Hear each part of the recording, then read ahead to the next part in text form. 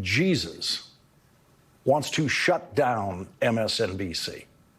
Last night at 11:13 p.m., 13 minutes after presumably watching this show, Donald Trump posted an attack, not just on me this time, which he's done many times in the past, but on this entire network, saying that the government should come down hard on MSNBC. And we know what Donald Trump means by come down hard. He means completely destroy. He means violently attack the way he wanted Trump supporters to come down hard on Congress on January 6th. It is hard to think within the American political context of words more blasphemous than Orange Jesus. The Republican congressman's use of that name for Donald Trump once again proves that Republican politicians professing their Christian faith is as empty as the rest of their political rhetoric. The dictionary defines blasphemy as the act of insulting or showing contempt or lack of reverence for God, the act of claiming the attributes of a deity, irreverence towards something considered sacred or inviolable. According to Christian theology, the name Orange Jesus meets all of those definitions of blasphemy. Jesus Christ has endured countless attacks over the centuries since the crucifixion, but never in American history has an American politician slandered the founder of Christianity the way Republican members of the House of Representatives do every time they privately call Donald Trump Orange Jesus. Last night at 11:13 p.m., Donald Trump began his attack on this network this way. MSNBC uses free government-approved airwaves. I would call that a lie if I didn't think Donald Trump was too stupid to know that that is a lie. Donald Trump was born years before television came into American homes.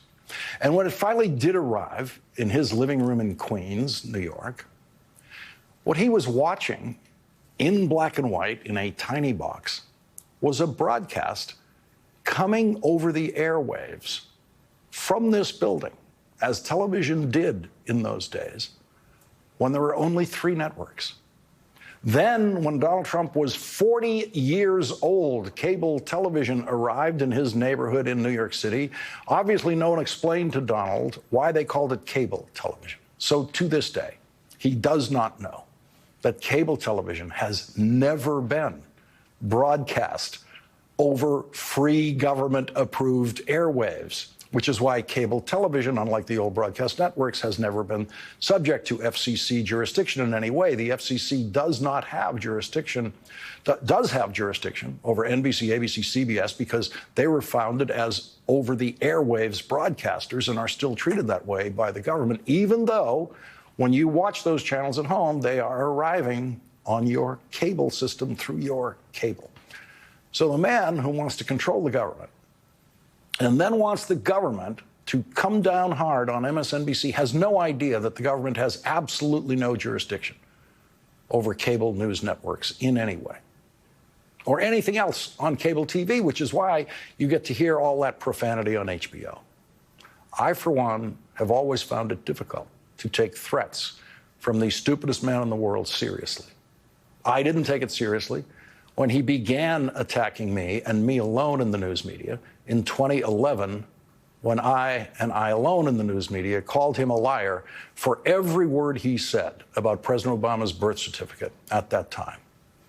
And I did not just criticize Donald Trump. I criticized the people running the entertainment division of NBC at that time, because at what was a low point in NBC's ratings, Donald Trump had a primetime show on NBC where he pretended to fire people. And when Donald Trump publicly lied about President Obama's birth certificate, the ratings of Donald Trump's NBC show went up.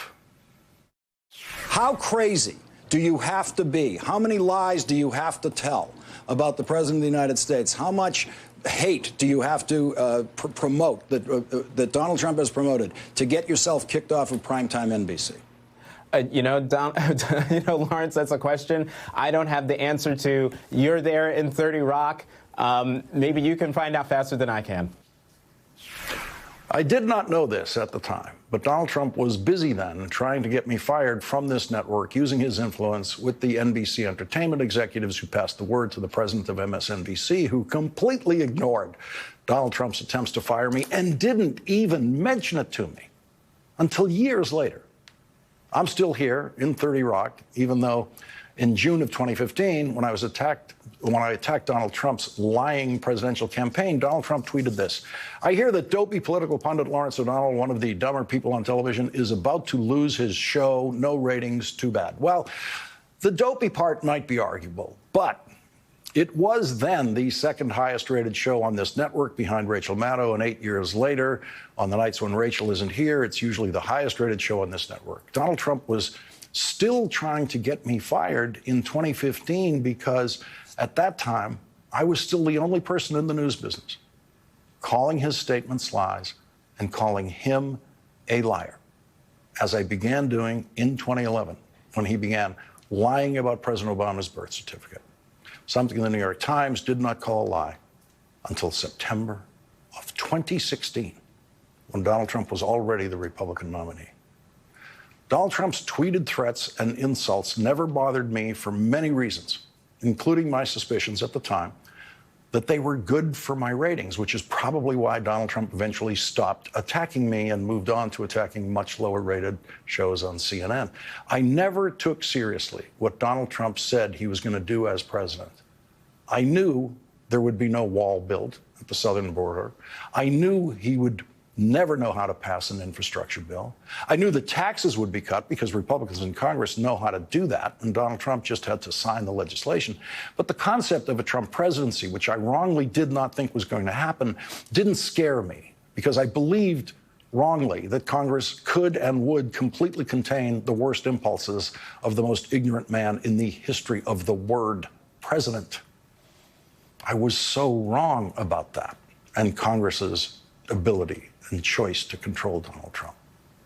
When I was getting used to Donald Trump threatening me, the whole country was getting used to Donald Trump threatening people, as he continued to do throughout his presidency and as he does now. And tonight, this country has reached the point where a former president of the United States, who is the leading Republican candidate for president, has publicly threatened to shut down a cable news network, and that is not news.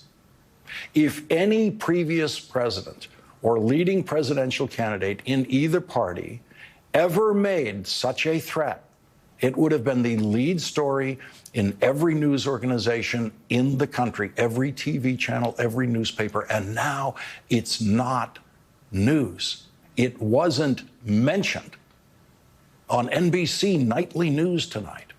It was not mentioned on ABC or CBS. Those three national newscasts still have, by far, the biggest audience in television news. They deliver more